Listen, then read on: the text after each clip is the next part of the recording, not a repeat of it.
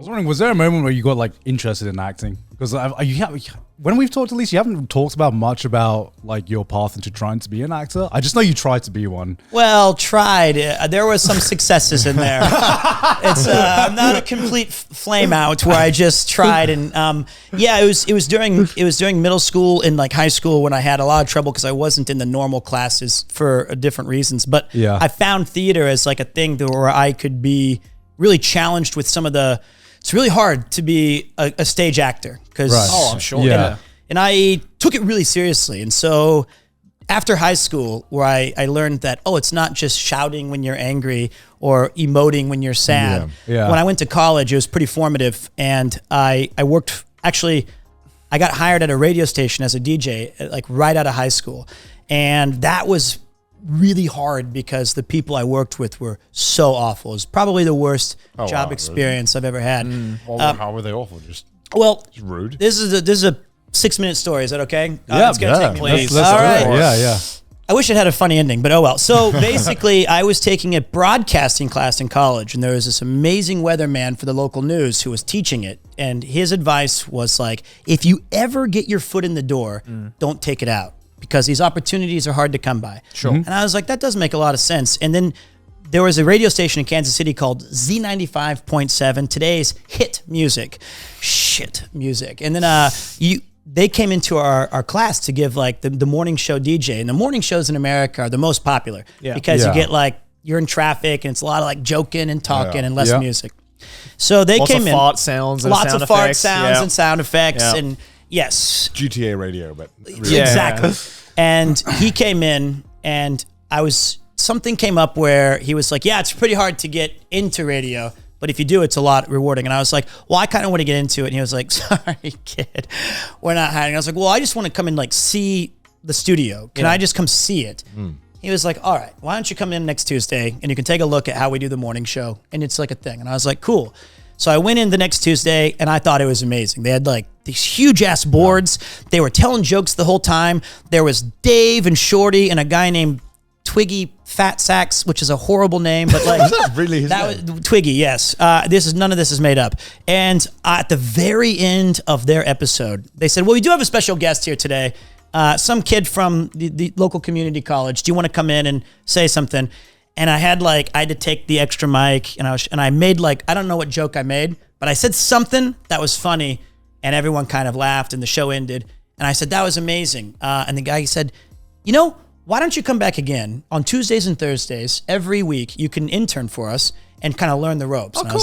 I was like, okay. Yeah. Once you get your foot in the door, you can kind of do this. Yeah. So I started coming in every Tuesday, Thursday, and then something happened where the mid-afternoon guy or girl had to go to a different station or moved out, so they had to replace that person. And Twiggy Fat Sacks took the opportunity. So now I get moved into his position, which is the third mic. Yeah. Normally, I would have to stand there for the entire time. And if I had a funny joke that I felt would be ready, I'd go like this, and I'd be like, joke. And then they'd take it away. Yeah. That was like really high. Sorry, Connor. That was really high leverage. Please do. Take both. No, but then you're really worried, like, this joke better be good because you're requesting, like, the 19-year-old wants to come in and say like a funny thing. Yeah. And then I got moved to the third mic, which was on all the time. And I was also the phone guy who I would take like, C95.7, this is Kramer. That was my nickname. My call name was Kramer. Oh, so you were like on the air whilst also taking on that calls. one, I could hit a button to mute my mic too. So I'd have to take the call and they'd say like, I want to tell Dave that I want to have his babies. And you're like, okay, thank you very much for calling. You know, whatever, the call-ins. And if it was a good call, I'd push it forward and they would take it on the air. Right. Yeah. So there was one disturbing trend that started to develop while we were on this morning show. One, it was, imagine though, if you're like in Melbourne or London and your voice is heard to like your buddies at like 18, 19 years old. Yeah. This is like a crazy opportunity, wild, right? Yeah. And like my mom would be listening at her dentist office and she'd be like, that's my son, Kramer. And it was really like pretty awesome. But they started to really use me as a punching bag really, really regularly. Right. And then it became like, I can take it. Let's make self-deprecating humor. I can handle that.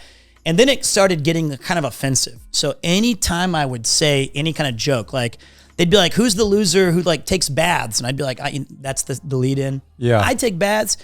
Every time I spoke, they would hit this sound bite. And this is kind of offensive. I'm sorry to anybody. They'd say, you fairy, you company man, which is a movie quote from like Al Pacino. Right. And it was a derogatory slur to make it sound like I was not manly or whatever the joke was. Right. And so then that started. And then each day it got worse with like making fun of me.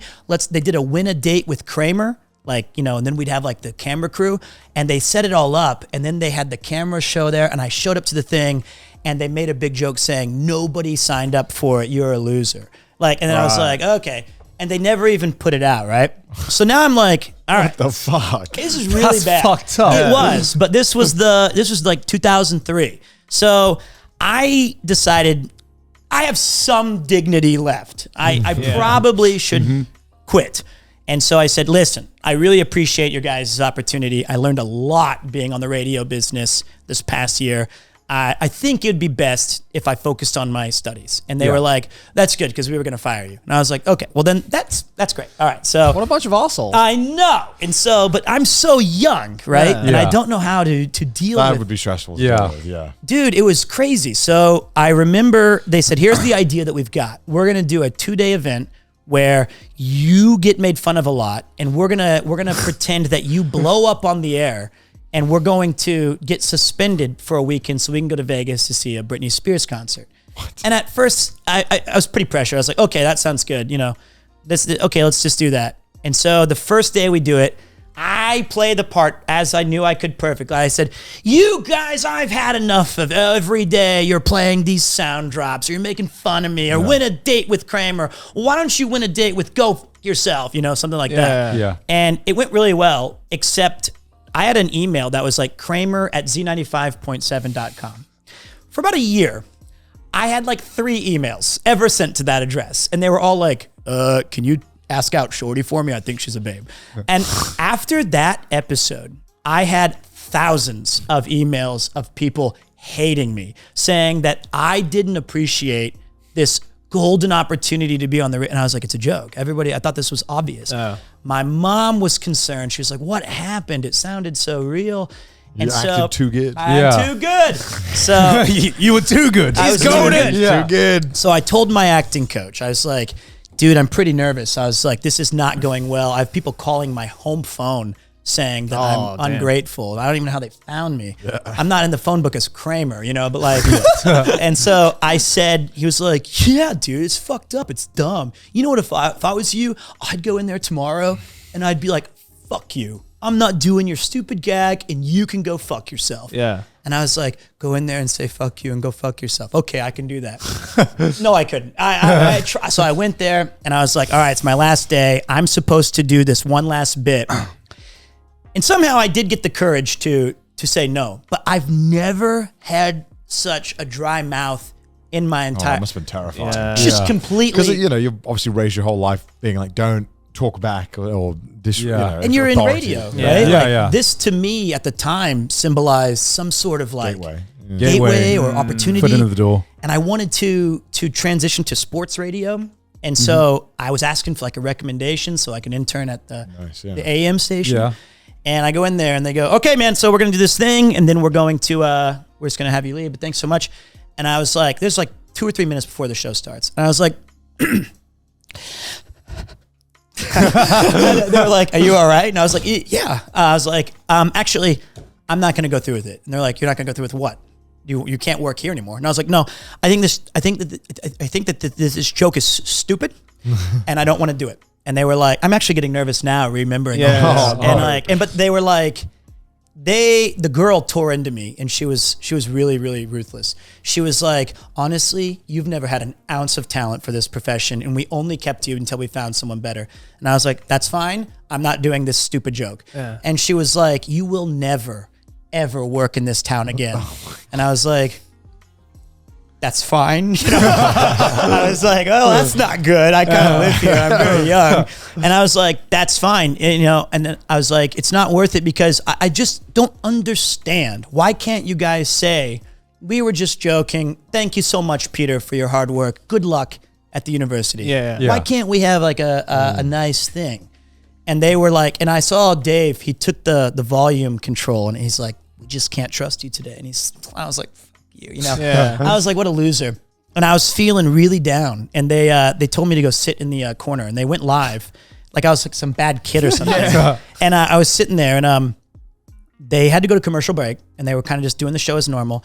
And someone called in and they put him on, but not on air. Yeah. It was just 95.7 what, and it was my teacher. He didn't know I was there. And he was like, yeah, you guys are fucking lame asses. And I think all of you, especially you, Dave, you fucking hack, you're a bunch of losers. And for you to take advantage of that young man who gave you a year of your time, you know, you can go fuck yourself. And that moment, I felt like somebody had my back. Oh, this is like a film. I know, dude, it was crazy. And they're like, you know, we're not going to he's like, I don't want to be on the fucking air. I have some dignity. I don't want to be on Z95 point fuck off. And I was like, damn. So when that guy was going hard, and then I was just like, fuck it, I'm out. I left. Yeah. And I just walked out and like it ended.